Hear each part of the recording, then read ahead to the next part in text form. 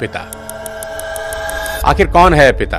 पिता वो है जो नौकरी पर जाता तो जवान है पर लौटता बूढ़ा होकर है। एक बाप अपनी पूरी जिंदगी अपने बच्चों के सपने पूरे करने और घर को ठीक से चलाने में निकाल देता है। उसके जेब में पैसे हों ना हों पर दिल में हौसला जरूर होता है।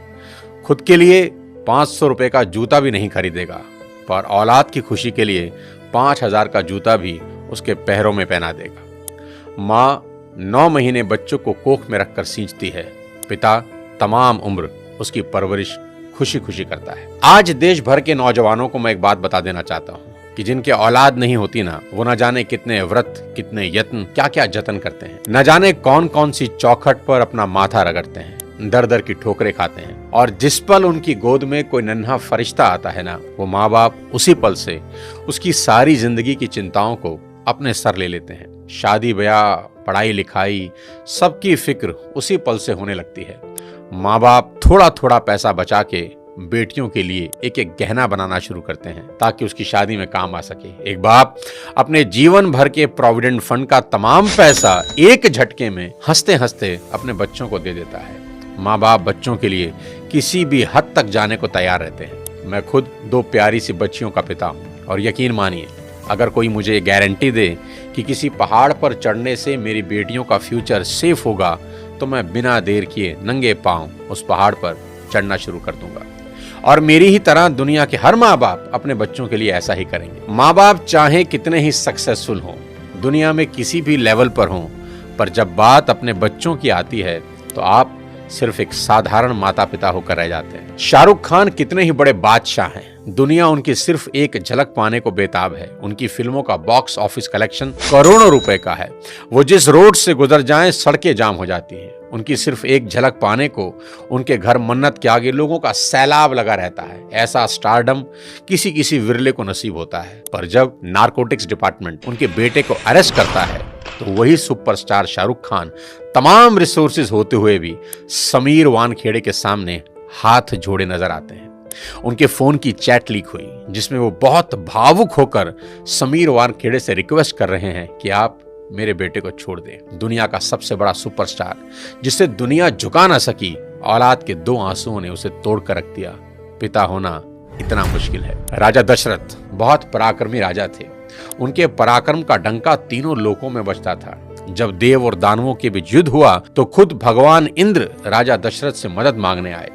दानवों की सेना जिस राजा दशरथ के नाम से कांपती थी, उन्हीं राजा दशरथ ने अपने पुत्र राम के बिछड़ते ही अपने प्राण त्याग दिए। इतने पराक्रमी राजा भी पुत्र मोह से ऊपर ना उठ सके।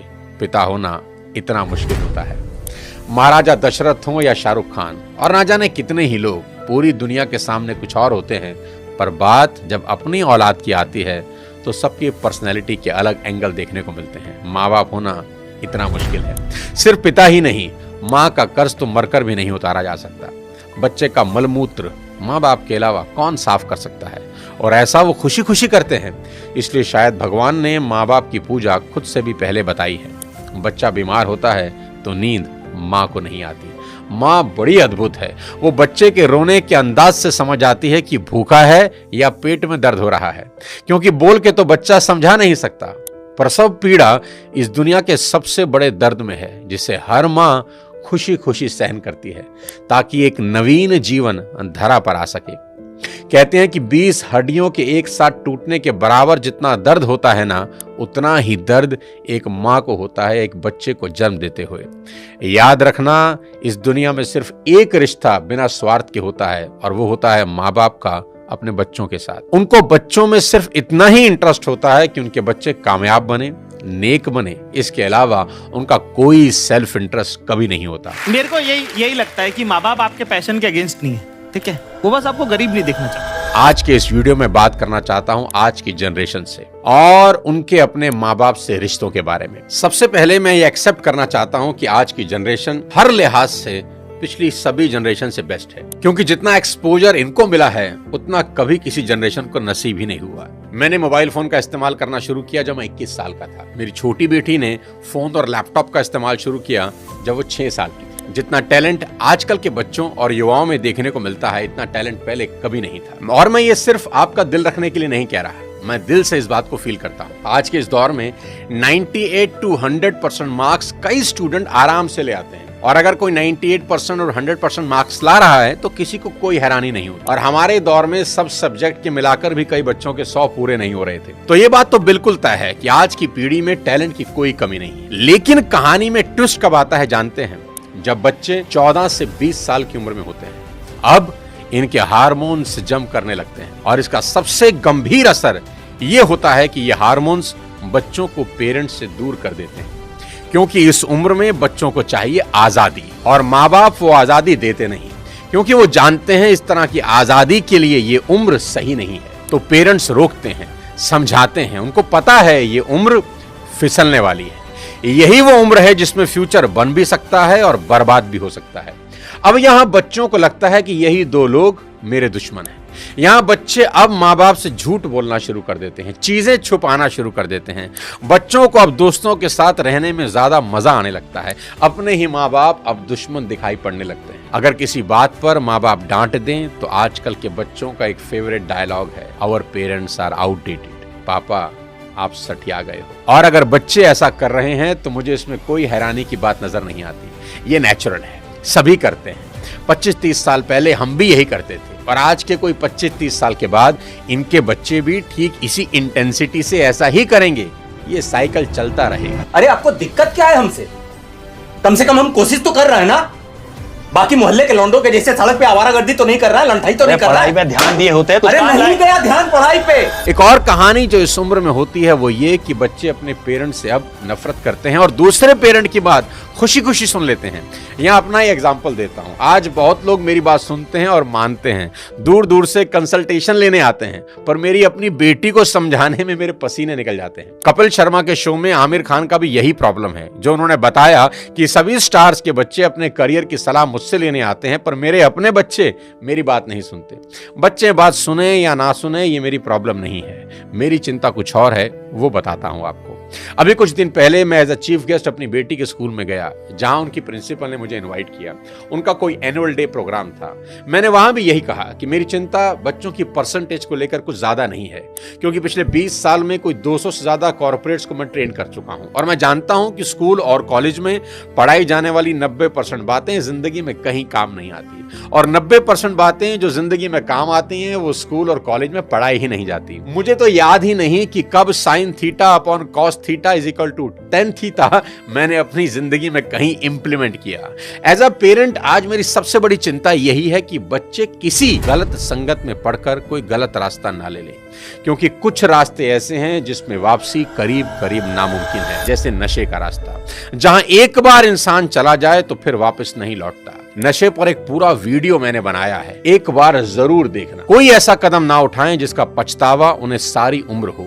एक शेर है कि एक गलत कदम उठा था राहे शौक में, एक गलत कदम उठा था राहे शौक में, और मंजिल तमाम उम्र मुझे ढूंढती रही। कि आदमी एक गलती करता है और फिर रास्ता कभी मिलता नहीं। और मेरी तो सभी स्कूल टीचर से बस इतनी ही उम्मीद है और गुजारिश है कि वो बच्चों को एक अच्छा इंसान बना दें, क्योंकि टीचर आज जो पढ़ाने वाले हैं उससे ज्यादा ज्ञान तो गूगल पर एक क्लिक में अवेलेबल है। आज टीचर की रिस्पॉन्सिबिलिटी पहले से कहीं ज्यादा है। वो अपने स्टूडेंट्स को मॉरल वैल्यू सिखा दें, बस देश के लिए कुछ करने का जज्बा उनमें भर दें तो सोने पर सुहागा हो जाए। और अगर माँ बाप के प्रति ग्रेटिट्यूड की भावना उनके अंदर आ जाए तो वो कुछ ना कुछ जिंदगी में कर ही लेंगे। टीचर इंश्योर करें कि बच्चे कुछ भी छुपाएं नहीं, और अपनी सभी छोटी बड़ी बातें अपने टीचर से या पेरेंट्स से डिस्कस जरूर करें। उन्हें समझाएं कि अगर कोई भी प्रॉब्लम है तो उसका हल जरूर है।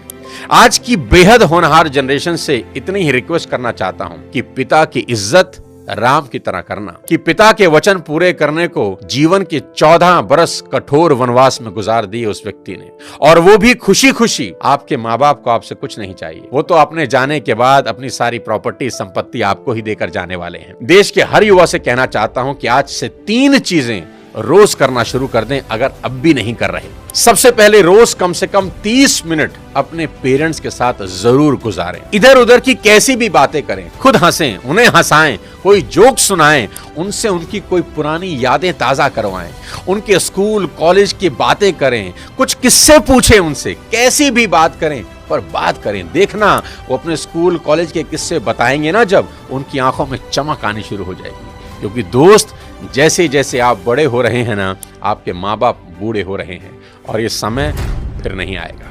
उनके जाने के बाद बड़ा अफसोस होता है कि काश ये कर लेता, वो कर लेता। उनका कर्ज सारी जिंदगी नहीं उतार सकते, पर अपना समय उनको देकर उस कर्ज का इंटरेस्ट जरूर भर सकते हैं। मुनव्वर राणा का एक शेर है कि लौट कर जैसे भी हो ऐ जाने पिदर आ जाना, लौट कर जैसे भी हो ऐ जाने पिदर आ जाना, ऐसी वैसी जो खबर सुनना तो घर आ जाना, और वक्त रुखसत हमें इज्जत से सलामी देने, जब डुबोने लगे दरिया तो नजर आ जाना।